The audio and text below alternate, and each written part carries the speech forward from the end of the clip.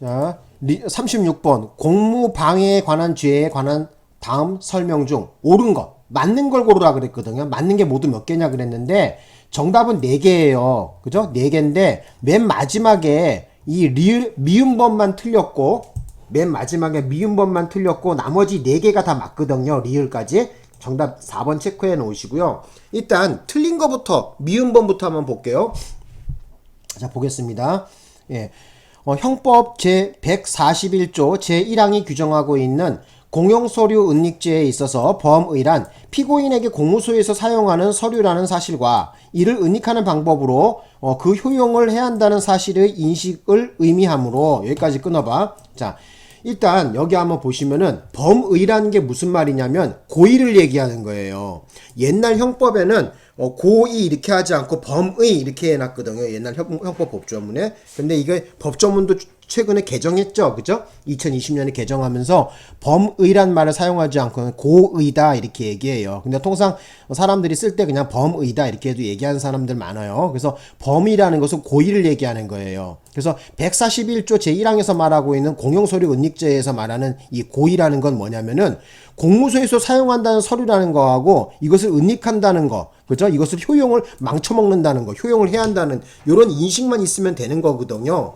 그래서 실제 그 서류가, 그죠? 서류가 공문서로서의 효력이 없다고 하더라도, 그죠? 바로 공용서류 은닉죄 또는 공용서류 무효죄가 됩니다. 그래서 여기 마지막에 보시면 공무소에서 사용하는 서류라고 할 수 없다가 아니라 서류로 인정하는 것이죠. 그래서 틀렸습니다. 이게 사안이 어떤 사안이냐면은 경찰이 작성한 진술조서에 있어서 아직 완성은 안 했고요. 그 진술자가 서명 날인도 안 했어요. 그래 놓고 나와갖고 나 여기 인정할 수 없습니다. 여기나 무인이라는 건 우리 지장 찍는 거 같은 거 있잖아요. 그죠? 그걸 얘기하는 건데 이거 뭐 인정하지 않습니다. 안 찍었단 말이야. 근데 거기서 그걸 단계를 뛰어넘어갖고 열받으니까 이제 막 그 경찰관이 작성한 조서를 갖다가 뺏어갖고 찢어버렸단 말이에요. 자, 이런 경우에 어떻게 되냐는 거야. 이런 경우에 공용서류 무효죄가 됩니다. 그래서 어찌됐든 이 141조 제1항에서 규정하고 있는 바로 공용서류 은닉죄 같은 경우 또는 공용서류 무효죄 같은 경우에는 설사 그것이 공문서로서의 아직 법적 효력이 발생하지 아니한다고 하더라도 현재 그것이 지금 경찰에서 작성하고 있었고 공무소에서 작성하고 있었고 지금 그 작성하는 와중에 지금 얘가 지금 찢어버렸단 말이에요. 이 경우에 죄가 된다 이렇게 보는 거죠. 그래서 여기 마지막에 서류라고 할 수 없다가 아니라 서류가 되는 것입니다. 그래서 미음번이 틀렸죠. 그래서 알아두실 것은 뭐냐면은 설사 그것이 그죠? 예, 뭐 서명 날인이 없고 아직 공문서로서의 어떤 법적 효력을 갖다가 발생하기 전의 서류라고 하더라도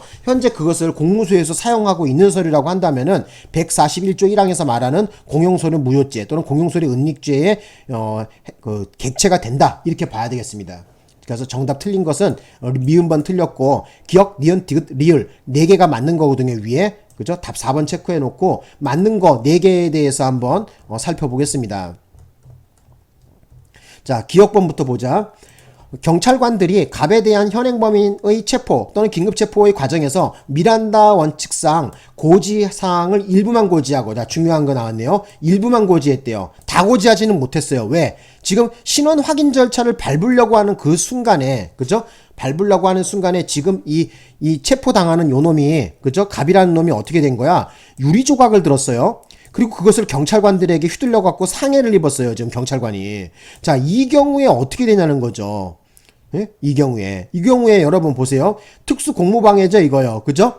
자, 위험한 물건이죠, 유리조각. 그리고 상해 입혔죠. 특수 공무집행 방해, 공무집행 상해죄가 되는 거죠. 그죠? 예. 그래서 여기 이 경우에는 처벌을 받습니다. 그래서 설명을 더 드리자면은 단순하게 지금 이 체포를 하는 이 과정에서, 그죠? 얘가 갑이라는 놈이 그냥 뭐 몸으로 밀친다든지 막 경찰관을 떠밀었다든지 아니면은 막 체포 당하지 않으려고 막 이렇게 밀치고 하는 과정에서 뭐 잠깐 뭐 이렇게 했으면 문제가 안 되겠죠. 근데 지금 문제는 뭐냐면은 얘가 지금 뭐예요? 유리 조각을 들었다는 거하고요. 상해를 입혔다는 사안이에요. 이것이 사안이 중대해지는 거거든요. 그래서 단순하게 그냥 뭐 체포하는 과정에서 막 체포 안 당하려고 피의자가 막 경찰 떠밀고 막 주먹으로 이렇게 싹 밀치거나 뭐 살짝 때린 거 이 정도 갖고는 공무방해로 볼 수가 없습니다. 그리고 실제 그런 거로 해가 공무방해라고 하면서 주장해 봤는데 판례 같은 거 봐도 판사들이 이 정도 갖고는 공무집행 방해로 볼 수 없어 하면서 그냥 다 기각해버려요. 근데 지금 이 사안이 뭐예요? 유리조각을 들었고 경찰관에게 상해를 입혔다는 거야. 그러니까 내 생각엔 아마 얘가 막 어디 경찰관이 어디 그 유리조각 같은 데 많이 찢어졌거나 아니면 뭐 유리가 박혔다든지 아니면 상해를 크게 입었나 보지. 그러니까 이것을 죄로 인정한 거겠죠. 여기 보시면은 뭐라고 나오냐, 갑은 위 경찰관들의 긴급체포 업무에 관한 정당한 직무집행을 방해한 것으로 볼 수 있다. 예, 맞아요. 그래서 아셔야 되는 것은 단순하게 체포당하지 않으려고 이렇게 막 떠미는 과정에서 이렇게 밀치다가 뭐 벽에 잠깐 부닥쳤다든지 경찰관이, 아니면은 체포하는 과정에서 손이나 아니면 뭐 어깨 같은데 잠깐 까르폈다든지 뭐 이 정도 갖고는 문제가 안 되는데, 다시 한번 말씀드리면 유리 조각을 들었다는 거는 큰 거예요. 그죠? 위험한 물건에 해당하는 거죠. 그거로 끝나지 않고 또 어쨌다는 거야? 상해를 입혔죠. 그렇게 된다는 것은 어떻게 볼 수 있냐면은 우리 특수 공무방해죄, 공무집행 방해죄죠. 공무방해죄. 우리 제 144조, 형법 제 144조 제 2항에 보면은 뭐라고 나왔냐면은, 제1항의 죄를 범하여 공무원을 상해에 이르게 한 때에는 3년 이상의 유기징역에 처한다 이랬거든요. 사망의 경우에는 5년 이상이 되는 거고. 자, 어쨌든 뭐 법조항이 그렇게 나와 있어요. 그러니까 여러분들 아셨으면 해요. 유리조각 등장하면 다시 한번 이 사안이 중대하다는 걸 좀 알아두십시오. 자, 그 다음에 이제 니은번으로 한번 가볼게요. 자, 니은번에 가보는데, 자, 봅시다. 시청 청사 내에 주민생활복지과 사무실에 술에 취한 상태로 찾아가 소란을 피우던 을, 그러니까 얘가 좀 약간 좀 품행이 이상한 놈이나 보죠. 소란을 피웠대요. 을이라는 놈이. 소속 공무원이 뭐라 그랬냐면 A와 B가 막 제지하면서, 아유 아저씨 왜 그러세요? 나와서 얘기합시다. 나와서 하면서 그 사무소 밖에서 이렇게 이 복도 쪽으로 이렇게 불러내려고 했나 보죠. 왜 그러냐고. 데리고 나가려고 하니까 이 을이라는 놈이, 그죠? 뭐라 그랬냐, 어떻게 했냐면은 A와 B를, 그러니까 A와 B는 공무원이겠죠. 멱살을 잡았대요. 그죠? 좋다. 멱살까지 잡아도 그렇다고 칩시다. 근데 수에 흔든 다음, 여기가 중요한 거야, 이제. 여기까지는 죄를 묻기가 조금 좀 애매하단 말이에요. 멱살 잡은 것까지. 물론 뭐 멱살 잡은 것도 폭행이 되겠죠. 하지만 이런 거 갖고 서류 작성해갖고 공무집행 방해했다고 뭐 서류 꾸며서 내보니까 기각하는 경우가 많더라고. 그런데 지금 문제는 뭐냐면은, 멱살을 잡고 수에 흔든 다음에 지금 얘가 휴대전화를 휘둘렀어요. 스마트폰, 이게 딱딱하고 되게 쇠붙이로 되어 있잖아요. 그 표면이. 근데 이걸 갖다가 어떻게 돼요? A의 공무원의 뺨때기를 후리갈겼어요. 그 소속 공무원들이 적법한 직무집행을 방해하는 행위에 해당하므로 공무집행 방해죄를 구성한다. 예, 맞습니다. 그래서 아셔야 되는 것은 뭐냐면은, 단순하게 그냥 뭐 멱살 잡고 흔들거나 뭐 뒤엉켜서 소란 피운 것까지는 죄를 묻기가 좀 그렇죠. 물론 그것도 죄가 되지만, 근데 지금 문제점이 발견된 건 뭐냐면은요, 왜 뺨을 왜 때려? 그죠? 이거는 사안이 큰 거죠. 그죠? 뺨을 후리갈기면 안 돼. 그죠? 사람 뺨 같은 거 잘못 때리면 여러분 이거 뭐예요? 실신하거나 아니면은 뭐 고막이 터진다든지 아니면은 어떤 상처를 크게 입는단 말이에요. 이 뺨 같은 데 잘못 때리면 뇌압이 상승해서 뭐 고혈압 환자 같은 경우에는 뭐 쓰러지기도 하고 그래요. 그래서 어쨌든 뺨을 때린 건 이거는 사안이 중대합니다. 그래서 이 경우에는 공무집행 방해가 됩니다. 그래서 알아두셨으면 하면, 단순하게 그냥 막 소란 떨고 그냥 막 소리 지르고 한 것까지는 조금 애매하단 말이야, 죄를 묻기가. 근데 다시 한번 말씀드리는데, 뺨때기 후리갈긴 거 이런 건 안 돼. 이거는 처벌 받습니다, 이런 행위는. 근데 D급번에 보겠습니다. 피의자가 적극적으로 허위의 증거를 조작하여 제출하고 그 증거 조작의 결과가, 자, 여기까지 끊어봅시다. 자, 지금 중요한 게 뭐냐면요, 바로 위계에 의한 공무집행 방해죄에 대한 문제거든요, 이 D급번은. 그런데 위계에 의한 공무집행 방해죄에 있어서 말하는 그 위계라는 것을 여러분들이 제대로 모르시는 분들이 많아요. 뭐 위계에 의한 간음죄, 위계에 의한 위계라는 거 많이 우리 형법에서 많이 등장하잖아요. 근데 여러분이 꼭 머릿속에 담아두셔야 될 것이 뭐냐면요, 위계에 의한 공무집행 방해죄에 있어서 꼭 알아두셔야 될 것은 단어가 뭐냐면 적극적이라는 거야. 그리고 또 뭐다? 또 여기 알아두실 것은 허위의 증거를 어쨌다는 거야? 조작이라는 요 단어야. 그래서 가장 핵심이 되는 것은 넘버1, 넘버2를 좀 기억해 놓으셔.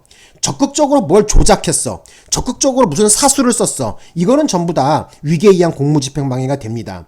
단순하게 그냥 속여 먹으려고 하는 거 있잖아요. 단순한 사술 같은 경우, 예를 들어 갖고 단속 공무원에게 단속되지 않으려고 자동차 번호판에다가 라카칠 같은 거 해갖고, 반짝이 라카칠 같은 거 해서 단속 카메라에 찍히지 않으려고 라카칠 같은 거 한 경우에는 위계에 의한 공무집행 방해를 묻기가 어려운데, 그것이 아니라 어떤 자, 중요하죠, 요거. 적극적이라는 요 단어, 적극적으로 어떤 사수를 쓰는 거, 허위의 증거를 조작했다는 거야. 예를 들면 또 이런 게 있을 수 있어.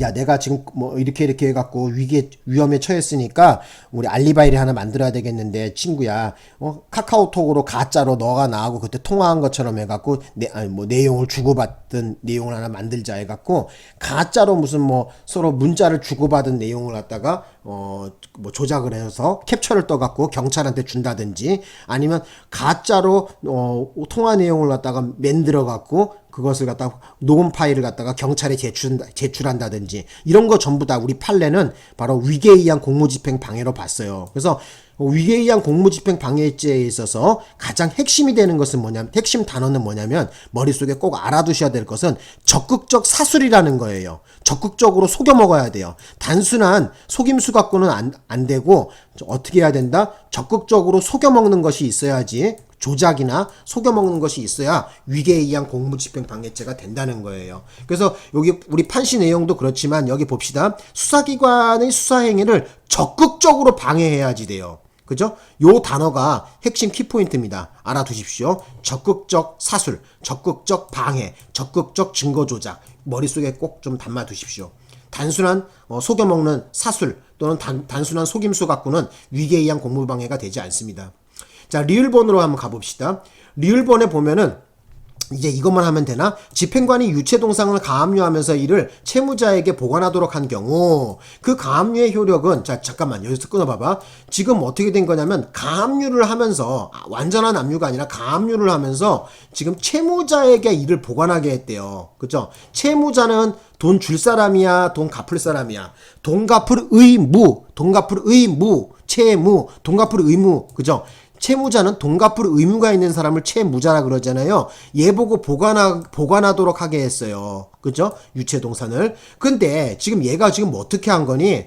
채무자가 가압류된 유체동산을 제3자에게 양도했대요. 중요한 것은 뭐다? 제3자에게 양도해버렸어요. 지금 분명히 집행관, 맞아? 공무원이죠? 얘가 채무자에게 보관하도록 명령을 했는데, 가만히 보관하고 있어야지 이것을 왜 3자에게 양도합니까? 그죠? 그리고 그 점유를 이전했대요. 자, 이런 경우에 설사 그것을, 그죠? 유체동산은 원래 있던 장소에 그대로 다시 돌려놨다고 하더라도 죄가 그대로 성립합니다. 그래서 알아두셔야 되는 것은 뭐냐면은 여러분, 이 국가적 법익 같은 경우에는 어떤 행위 자체, 그러니까 추상적 위헌범위 되게 많거든요. 국가적 법익 같은 경우에. 그래서 어떤 행위 자체가 어떤 피해자나 어떤 결과가 없다고 하더라도 어떤 행위 자체가 국가의 기능이라든지 어떤 위험에 처하는, 또 위험성이 있는 것으로 봐갖고 바로 기수가 되거든요. 그래서 여기 알아두셔야 되는 것이 뭐냐면은, 비록 여기 지금 원래 있던 장소에 되돌려 나왔다고 하더라도 죄가 그대로 성립한다는 것을 좀 알아두십시오. 되셨나요? 그래서 이것도 리을본 맞습니다. 그래서 알아두시는 거, 죄명이 형법 제140조 공무상 비밀 표시 무효죄죠. 그냥 공무상 비밀 표시 무효죄. 그죠? 이렇게 보시면 되겠죠. 예. 되셨습니다. 여기까지 할까요?